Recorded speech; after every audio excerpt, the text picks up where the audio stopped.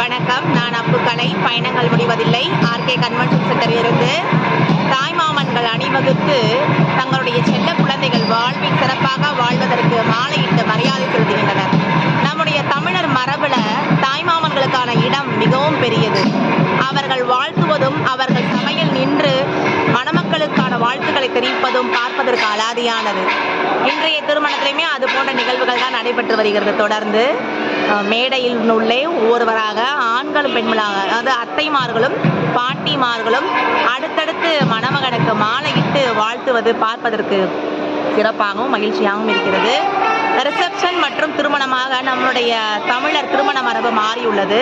Reception, அந்த வரவேற்புக்கு வருபவர்கள் ஃப்ரெண்ட்ஸாக, நட்பு வட்டமாகவும், இங்கு வருபவர்கள் நம்முடைய சொந்தமாக இருக்காங்க. இப்போ மணமகளுடைய மணமகளின் தாய், என்னுடைய மாமன் மகள் ரூபகவதி தன்னுடைய மாப்பிள்ளைக்கு மாலையிட்டு வாழ்த்துக்களை தெரிவிக்கிறார்.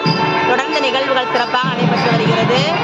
அடுத்தடுத்த திருமண நிகழ்வுகளை என்னுடைய இந்த பயண கட்டுரையில பார்ப்போம். நான் அப்புக்கலை. பயணங்கள் முடிவதில்லை. சென்னை ஆர்கே கன்வென்ஷன் சென்டரில்